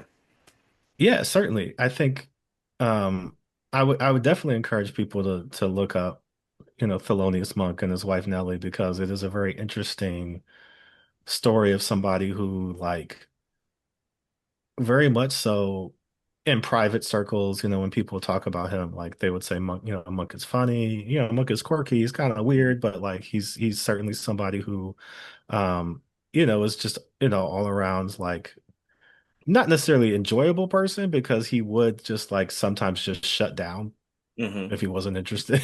You know what I mean? And like his wife would kind of have to, get him going or just kind of take him out of places. But um I do think that, specifically with Melvin and the way that, I wanted to portray him, um, it is definitely interesting him and Mirren, who is his kind of sidekick Hmm. throughout the story. Like both of them have social anxieties and issues that kind of make it difficult for them to navigate the world. And pairing them together, Hmm. is kind of a way for them to make it through together because like they're kind of both ends, right? Like Melvin is very much just like if I don't have to speak to anybody, I will Hmm. not. If I don't have to interact with anybody, I'd rather not. Like I just want to stay in the studio and do my art. I'm Yeah. comfortable around my wife. I'm comfortable around, like a select few people, but like otherwise, please don't bother me. Mirren is like a very social person who doesn't pick up on anybody's cues. She wants to talk to you forever about Mm. anything and everything. It is very excitable. And like, the combination of the two of them where they're kind of like, okay, how does this work? Because like Melvin has to do things, but he doesn't want to, unless somebody's there to push him along. And so Mirren is there to kind of take him, through Mm. the journey, but it's also like she's not, I mean, she's one like, 14. So like Yeah. she's not an adult, not able to, she doesn't have all the life experience. But also, I thought it was a really interesting look at these two characters because specifically when we're speaking about mental health, I think a lot of the times, there's various ways to approach it. Um, but I think something that is relatable for everyone, whether or not it's an actual condition that you have or just a general feeling of anxiety, in social situations, I think a lot of people can relate to whether Hmm. it's difficult conversations with people, whether it's, traveling to a new place or like being in front of large groups of people. Like we all kind Hmm. of deal with things in different ways.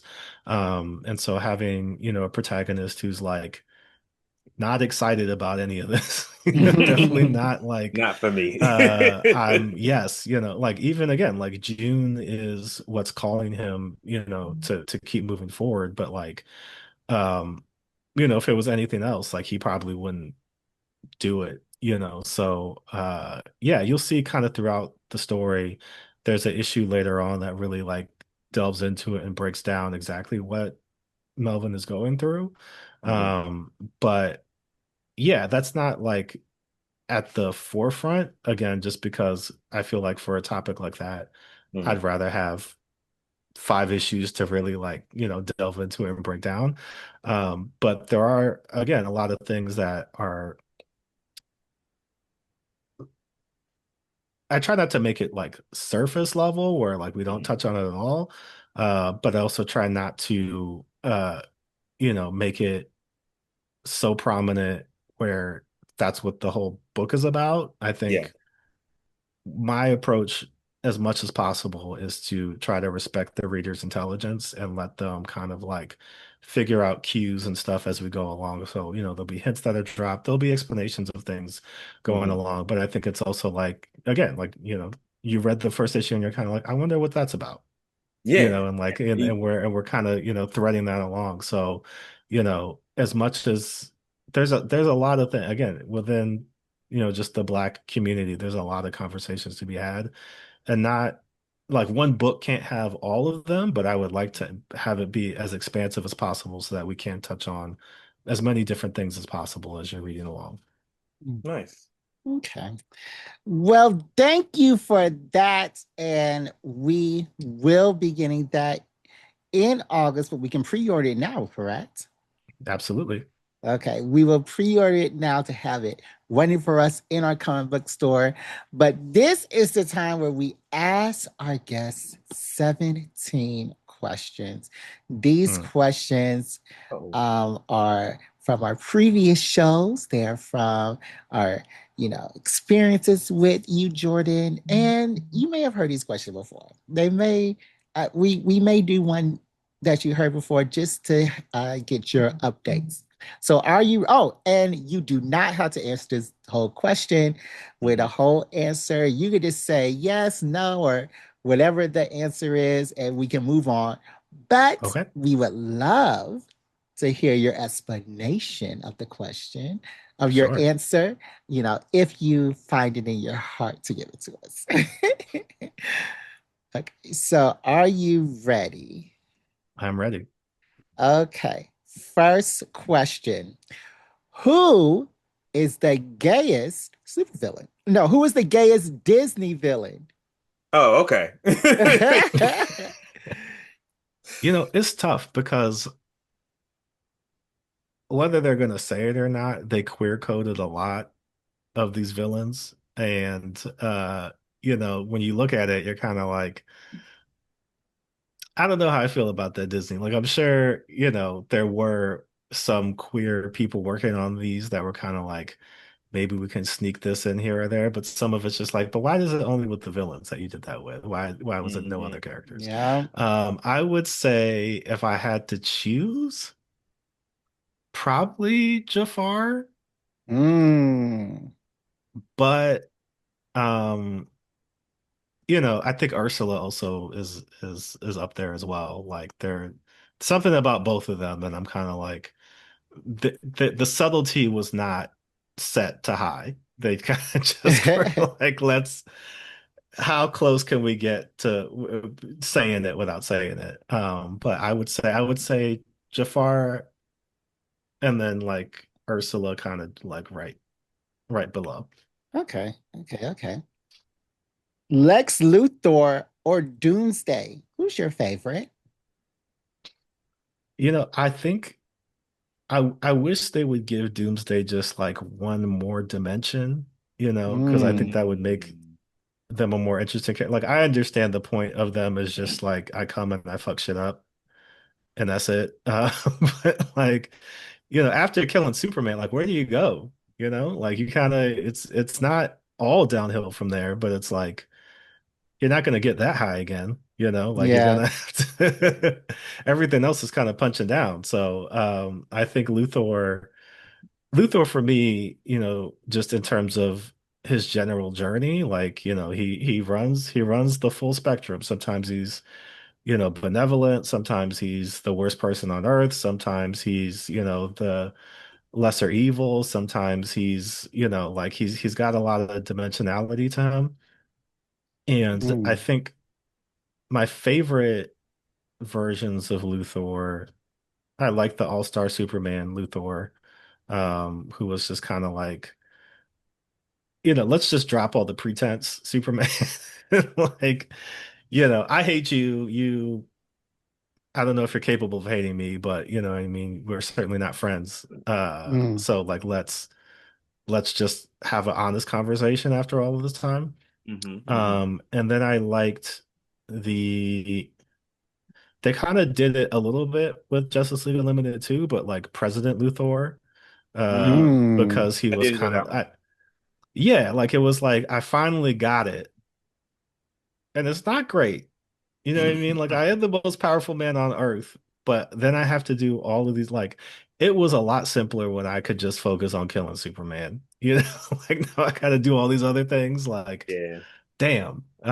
So I think, Luthor, he's difficult to pin down in certain ways. I'm interested again to see what they do with Nicholas Hoult if he seems like he's going for it. Like just from the trailers, it seemed like he's Luthor in 10.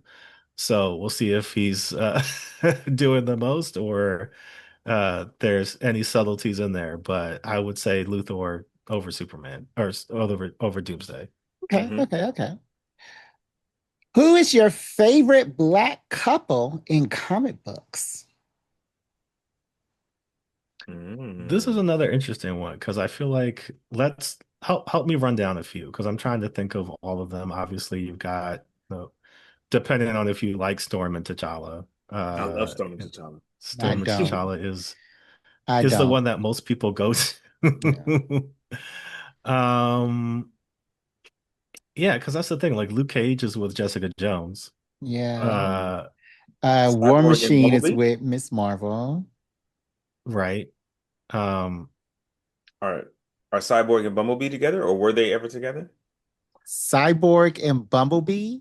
No, Bumblebee was Bumblebee's. with uh he had a couple different names, but it was Guardian. Yeah, Bumblebee's Um, Mm. with Guardian now. Okay.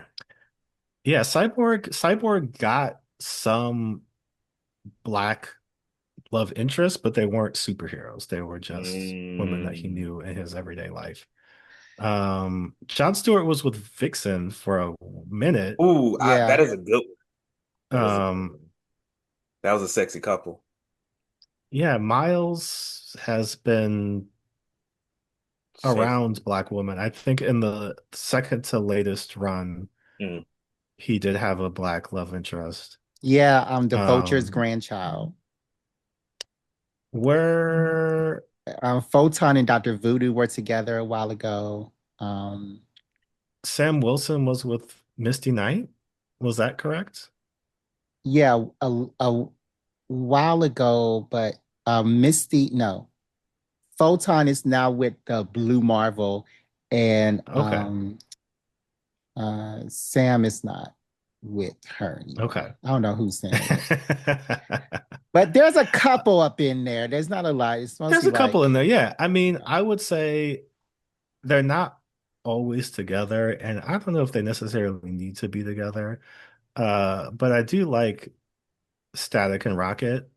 Okay. Mm. Just because I think there is something interesting about not necessarily just the two of them together, but like it's there's a lot to kind of unpack with them, because they are both um young superheroes. They didn't become superheroes because they wanted to be superheroes. They became Hmm. superheroes just because that's what had happened to them. And they're trying to navigate all these situations. Rocket later becomes like a single mom, and um, Oh. it's like it's really interesting to kind of see them move because so much of the Milestone universe was steeped in realism. You know what I Hmm. mean? Like even the issue where Static was on the cover with the condom, and they were like can't do that. But it's just like, they're a more realistic version of a couple who are going through a lot of the same things, and that brings them together, but also kind of pushes them apart where, they have maybe similar goals or maybe different goals. And like it's two sides of the coin, right? Like my book is like, older love of these couples Hmm. who have been together for a long time and have settled into something. But there is something about, those younger relationships. It feels again a lot like Peter Parker, where like man can't stop fumbling everything all the time. Every Mary Jane, Gwen Stacy, all the various other girls that he was with. It's just like I can't keep it together. Static felt a little bit like that. But there is that like, when they're together and things are working, like I do enjoy their dynamic Mm. because Rocket will just roast the shit out of him, and it's funny. So to Isn't that watch. Yeah. like every black relationship? Yeah. So we just kind of touched on it, but do you like Storm and Black Panther? I think that there is something to the relationship. Mm-hmm. A lot of it has to do with how Storm is positioned. Because like she's a goddess, Mm. which I would assume is above a king. But also According to Kanye West, it is. but also, I mean, it just in terms of Wakanda as a country, you know what I mean? Like, it's not even that she's not Wakandan, but like she spent she spent a lot of time in Egypt Mm-hmm. and then a lot of time in America. Mm-hmm. Um, and when she comes back, it's not that she's not African anymore or doesn't have any ties to Africa, but it is like she is like being the queen of Wakanda is very different than just being Black Panther's wife or, girlfriend. Like there's certain Mm. responsibilities that come along with that like I don't even know if she's interested in that. I mean, like, she's never really been interested in being a ruler of any kind, and like seemingly she goes back and forth even if she wants to be a goddess or referred to as a goddess. Mm-hmm. um But then so it's a I think T'Challa interested in the responsibilities, child. We got to start there. oh well, I mean and T'Challa is messy in a lot of ways that I think people give him a pass for, but like Mm. Mm-hmm. They should. you know yeah, Storm is also because I mean Storm's been with Forge, she's been with Wolverine. Mm-hmm. Um, I Craig. think she's had a couple other relationships where, Be having uh, dinner with Dr. Doom every other weekend. yeah, I don't think it's necessarily that like she needs to be. She can do whatever she wants, you know what I Mm-hmm. mean? Like if she wants to just kind of have her own somewhere storm and keep it loose and chill, like she Mm-hmm. can she can live her life, but. Yeah.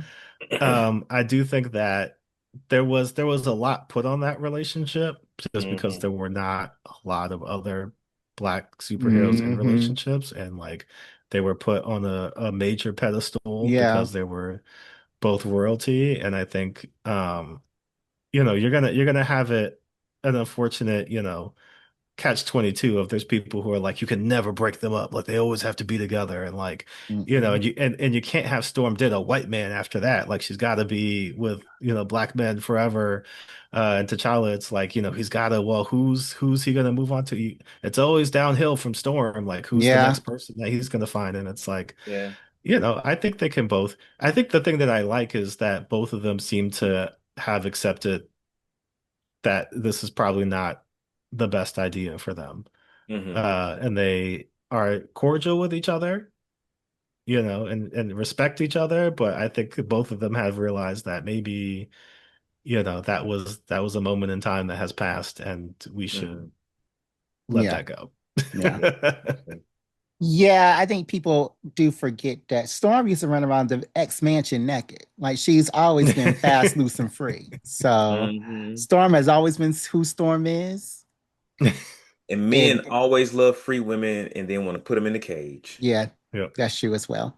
Okay, next question. Would you rather be a werewolf or a vampire? Hmm. Well, because it's like, I guess, I guess at least with a werewolf, you can be out during the day, Mm-hmm. but you have to deal with. I mean, you can be out at night too. I mean, I guess it's just the full moon. You just got to be aware of that lunar cycle. Uh, you do lose all autonomy for a Mm-hmm. time, and just have to hope that nobody murders you, or you don't do anything horrible in Yeah. that time span. Yeah.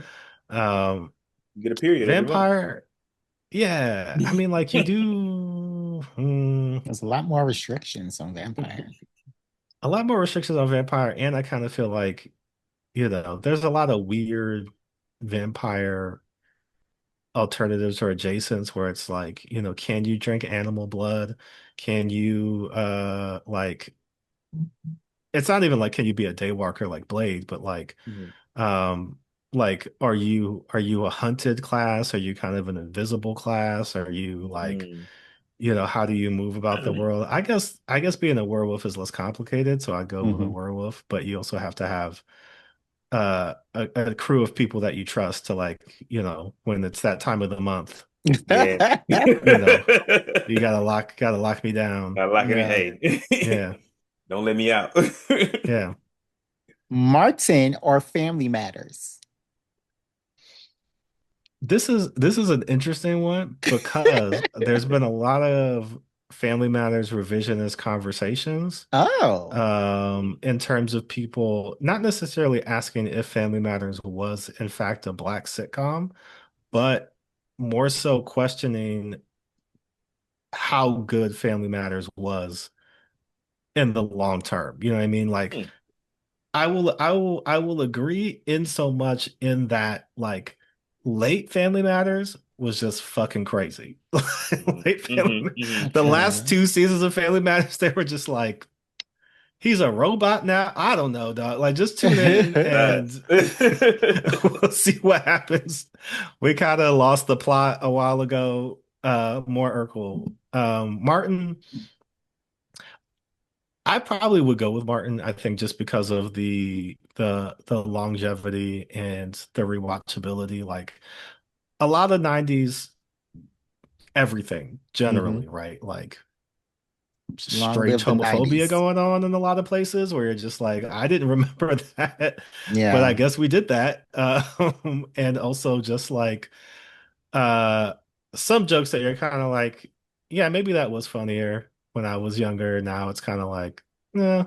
But I think just episode for episode, Martin was a better show. I think Hmm. Family Matters certainly had a strong run when it was like on.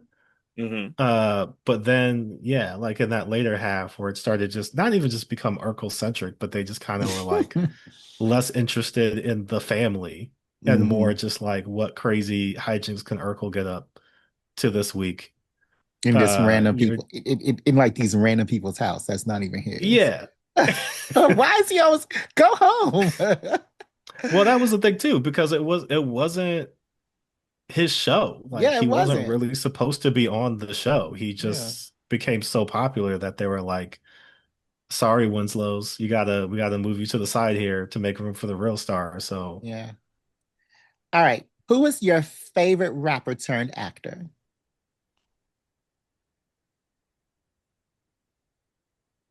um, let me start listing some out just because I'm like, I know there's one that I'm forgetting. Ice-T is very interesting in that, like, he went on to play almost exclusively cops. Yeah. I mean, And it was maybe he like, has I don't know. experience with them. Yeah, I was like, is this just like a potential like rebranding concept, or I don't know, but like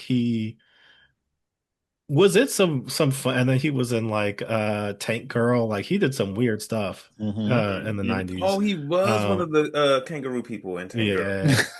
Um Ice Cube is also interesting just because I feel like he just that turn, like all of them really, that turn from like you used to be a menace to society, like not like for real. Like white people like did not like Ice Cube at all. Yeah.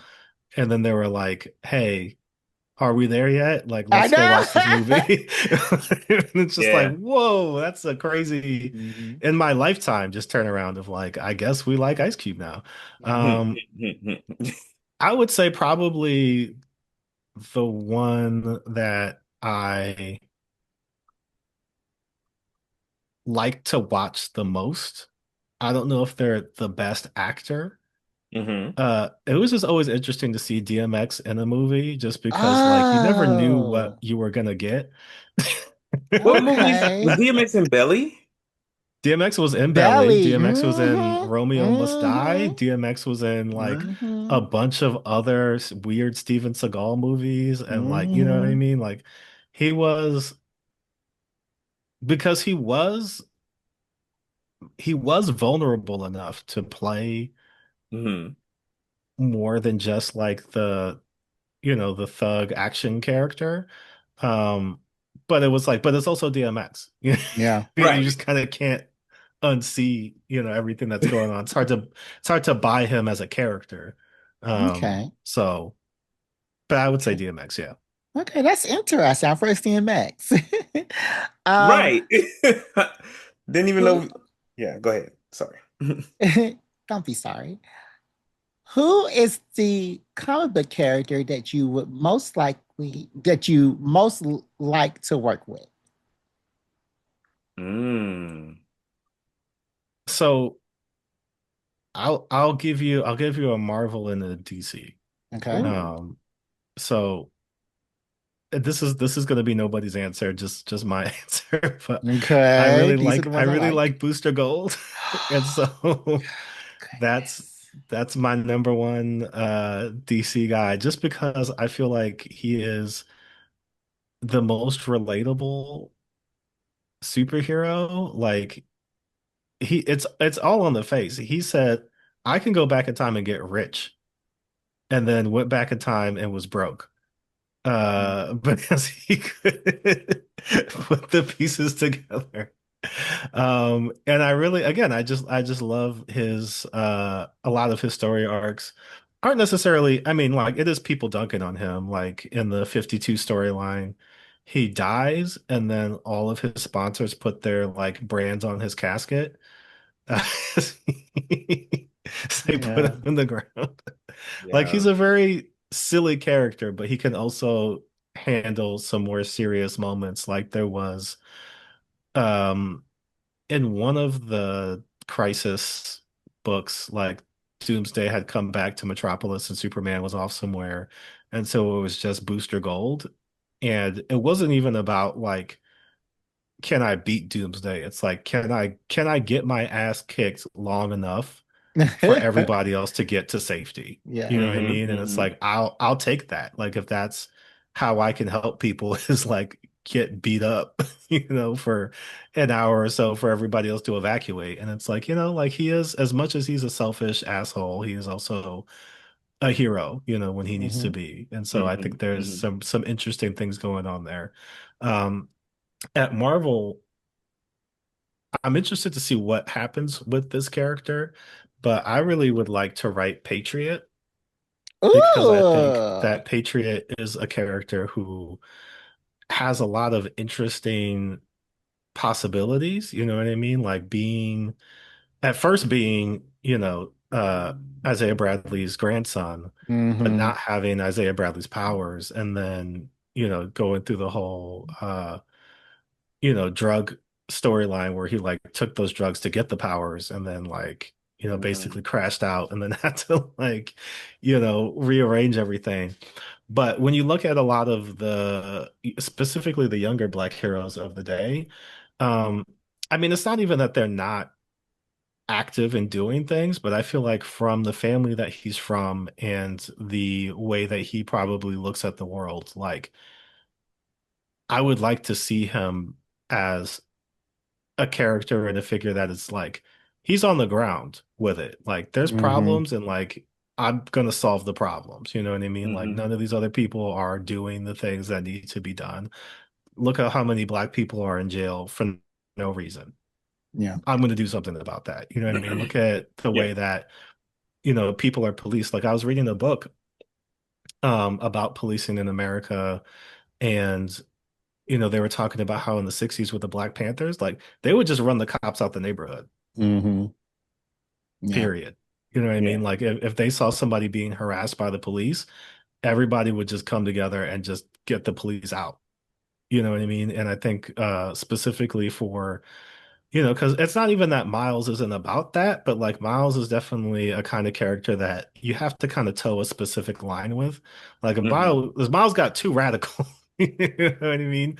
Like there are people who might become a little bit uncomfortable with that. And I don't even think you need to have you know, um, Patriot be like the Malcolm X to his Martin, but like having somebody who, because I kind of tried to do it a little bit with the Champions run of like, younger heroes trying to tackle issues that are going on in the world. But even that whole family, like Josiah X, Hmm. and Isaiah, like there's a lineage there that I think is very interesting also of trying to live up to the name, where it's like my grandfather was one of the greatest heroes ever. You know what Yeah. I mean? And like, what would he do? What would he do in the situation? There's somebody that's being detained by ICE. That's wrong. Should I just Hmm. watch this happen or like do I do something about like what am I supposed to do? And so kind of having those, situations that, he is somebody who he's not Mr. Terrific in that sense of like he's gonna speak up, but he did tell the Young Avengers at times like, nah, this ain't good. You know what I mean? Like Hmm. we gotta Hmm. I'm gonna do something about it. You should also probably help me, but like I can't sit here and watch this. And like specifically, again, his family was the sort that like they just jumped into action. So I think having a character like that who, maybe sometimes he's going to think or he's going to act before he thinks, and so there will be consequences for those actions. But it could be interesting to kind of to play him off of a lot of the things that are happening, both real world and in the actual Marvel universe. Yes, I would also like to see him interact more with Blue Marvel, since Hmm. they have a kind of shared history, both the two grandparents and Miles, because Yep. he doesn't like to get too down and dirty. Okay, aliens come to Earth, and they say that you have to nominate a movie from them to watch to make them like movies. What movie do you make them watch? I'm trying to think of like because I don't want to confuse them. Okay. You know what I mean? Like if I show them like Predator, would they be like, that's a good idea? Yeah. Well, they'd be like, "This is Independence bullshit. They Day. don't even. That's not even how they are." I've met those guys.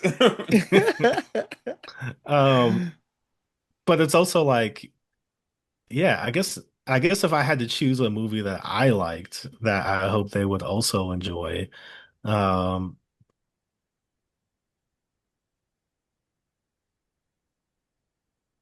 Everything Everywhere All at Once. I feel like Oh. it's a movie that gives you a lot of different things in one Mhm, movie. mhm.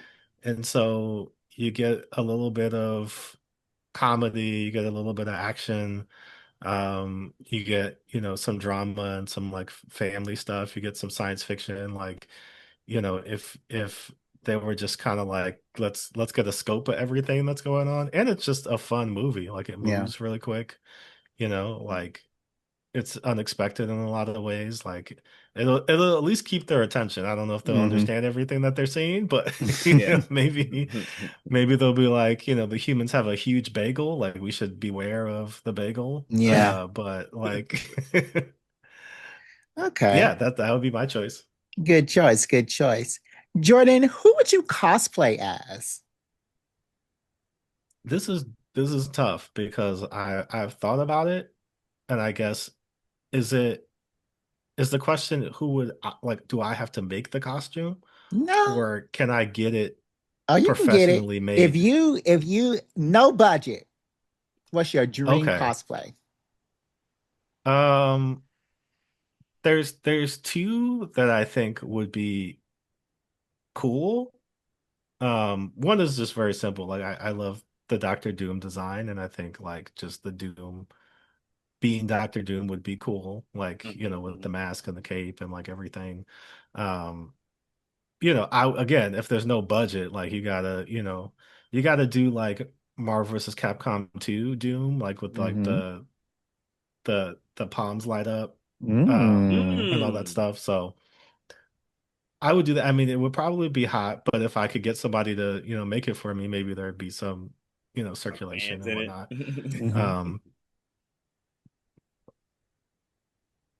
I don't, again, like the practicality of it seems crazy, but then I've also seen people do it. So like, I don't know, but like a Gundam would be cool. Um, Mm. Ooh. but yeah, like the ones that I've seen people do, I can't figure out what's happening. Like Mhm. how did you do this? But like, yeah, I mean, to be a mech for, a couple hours, that would be kind of dope. Yeah. Yeah. Mine is the old 1940s Robin, a little Okay. Speedo, some little slippers like an elf, and a polo and a cape. That's all I need. And I'll be walking around that convention center happy. Okay. Who is your favorite Black character who is not Black? And this is going to be our last. Well, this will be our second to last one. Who is your favorite Black character who is not Black? And we already said Luthor from Superman, but other people have said like Panthro, Skeeter, hmm Sonic, Teenage Mutant Ninja Turtles. So who is your favorite character who is not Black? Um,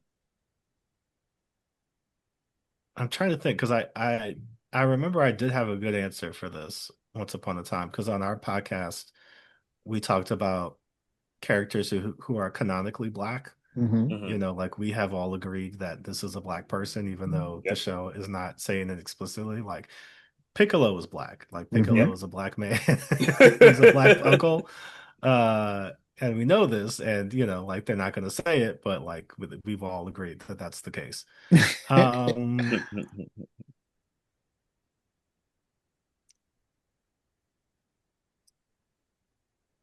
yeah, I'm having a tough. I guess I would go with either Skeeter. Mm. Um, Skeeter's kind of weird though, just only because like he didn't get as much, like when you think about Hey Arnold, right? Like Gerald Mhm. got episodes. Like Gerald was not just Arnold's friend, he was also like a person, you know what I mean? Like Right. the episodes with him and Jamie and like their sibling rivalry and all that stuff. Like you got a bit more. Skeeter kind of was just Doug's friend. So like he didn't get too much depth. Maybe in the later, I didn't watch the new Doug on Disney, so maybe Mm. something else Yeah. happened. But in what I watched, he was kind of just Doug's friend. But I did like Skeeter. Like, I mean, Yeah. again, just one of the first characters that I was like, I'm pretty sure he's Black. Yeah. Yeah. I don't have a lot of proof to that, but he just feels Black. So, um, I would go with Skeeter. Give me some more examples because I feel like, Panthro is cool, but I don't know if I want to be him. Mm. Goofy. Yeah. Goofy, yeah. Uh, I can't really think right now. But yeah, that was some of ours Maybe from, I'd throw Piccolo in there. Piccolo, I yeah, like Piccolo. I know some that's a people good hate on one. Piccolo, but I think he's cool. That's a real good one. Okay, and our last question, what movie or TV show that is coming up is on your must watch list? Hmm. Um, TV show. I'm excited for Ironheart. I know there's a lot of to do going on, but I Not think with us. that Not with us. I'm gonna I watch it. think I think that is definitely has the potential, and specifically after because it's the last one, right? Like it's the last show that they're making. Is that true? Is it? They are making Wonder Man. That's coming out in Ooh, okay. December Ah, I'm that's true. excited with for that Yeah. one. Yaya. Ooh. Well, maybe it's this. Maybe it's the end of this cycle of Yeah, I think it's the end of this cycle. so. Um, but yeah, I mean, I think Riri. I'm hoping a couple things. One, that we do either get a Champions or Young Avengers team that Riri is a part Mm, of. And secondly, that they do enough work with her to because I mean she got a weird introduction into the MCU where she was like hmm half Wakandan, like not an official Wakandan, but like it was kind of dragged into that conflict, but then Hmm. also like she didn't have any connection with Tony Stark, like she did in the comics, where it was kind of like hmm she had just reverse engineered his armor and then like at least got to meet the man before he hmm died. So I'm not quite sure, it's not even that she needs a mentor, but like her bridge into the wider MCU, I'm not quite sure who. I mean, I guess we'll have to see what Shuri's doing because that Yeah. will be the big tell of like if Shuri is A in this show, but then also like if we get any further stuff going on because I'm sure I mean, Because Riri's outside, like she's doing stuff. Like she's Hmm. gonna be people are gonna see somebody in a big Iron Man suit flying around Chicago and say, I wonder what's up with that. So yeah. like I don't think it's gonna take long for her to come into contact with the others. But I am interested to see how they play off her dynamic because again, in the comics, she's not quite like a Moon Girl, where Moon Girl is hmm just like, shut up, Reed Richards. Like I don't have to listen to you. Uh-huh. But like I'm curious to see how they play her intelligence because Riri hmm is very smart. Yeah. And I'm not quite sure where they're gonna slot her in of like given the current Avengers lineup, she would be the smartest person next to Stephen Yeah. Strange. hmm And So I am excited for Ironheart too. I love Riri to death. More excited for what they're gonna do with the hood. yep. Totally more Oh. excited for what is gonna be. I need to see what the hood is doing, Is he and going to be I Yeah. in cannot the wait. Ironheart show? He's Yeah, the he's the villain, villain. Oh, I love the hood. I read his Max. yeah. Say it again. This Max comic. The Max comic. Oh, I don't so think so. you don't. I didn't read that one. I read the Mm, hood comic from a while ago, and I the was like, this Dark is really Rain. good. Yeah, yeah.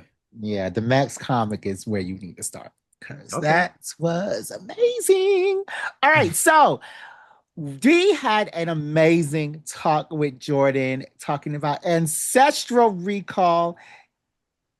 Jordan, why can't this come out tomorrow? I read the first issue. I need to see. Oh, and the cover by Carrie Randolph. We didn't even talk about that. But oh Yeah. my God, we're gonna have the cover by Carrie Randolph. When you see it, you need to go down to your bookstores, immediately ask them if they could put it on your pull list, and to have this and the remaining four issues after that, it is going to be amazing. This first issue was amazing. And Jordan, where can they find you to make sure they stay up on all things Ancestral Recall? You can find me on Instagram at JRSosa18. I'm still on the other place at JRSosa18. I'm just getting into Blue Sky now. Hmm. So that's like where I'm trying to move everything over to. So I might just legacy my account at the other place and then fully put everything on Blue Sky. I'm not great at managing all the different social media accounts, so I mostly am just on Instagram, and that's where you can find me. hmm Um, and then you could find my podcast, Why People Won't Save You, at White People Won't Save You Pod on Instagram as well as on Blue Sky. Our episodes come out every 2 weeks.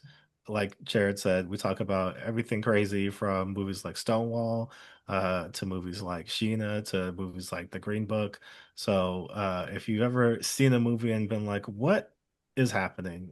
Why are these white people not even just like trying to save this black person, but like why did I come to see a movie about a genius piano player and I'm just watching his driver take him around? Like that doesn't make Exactly. any sense. Um yeah, definitely check out our show if that sounds like something you'd like to see. Yes, yes, exactly. And you can follow, and I'll put Jordan's information at the bottom of this show notes, but you can follow us at what is it? You can email your questions to blackgeekenergy@gmail.com. You can follow us at Spill Black Geek Energy, Instagram Black Geek Energy, Facebook, Blue Sky, TikTok, YouTube, Twitch, and Threads Black Geek Energy. We are on Twitter at BGE_pod. And DeMarcus, did you know that we had a Patreon? Yes, I did, Jared. Did Okay. you know Uh-oh. that it's only 10 cents a day? Yes, it's Three Black okay. American dollars a month Okay. will get you all the hidden content, Yeah. BGE After Dark, BGD, No, not no BGD. But BGD, Black Geek Dungeons, the Dungeons and okay. Dragons stuff. All right. Yeah. Come on, Jared. That's not what you meant. But That's what I put it in the group chat all before. right. Yeah, that's not what you meant. But I'll yeah. workshop the name. I'll keep working on that one. But yeah, follow us there for all of the hidden secret tidbits from me and Demarcus's life. And on today's episode, I'm gonna give him a quiz that he can actually win this time. So follow that one. But yeah, Interesting. Jordan, this is another great interview with you. You have got to come back Absolutely. after Ancestral Recall so we can do a follow-up um podcast episode on the whole run because Okay. that's what we like to do. And yes, we will see all you guys next time on Black BGE.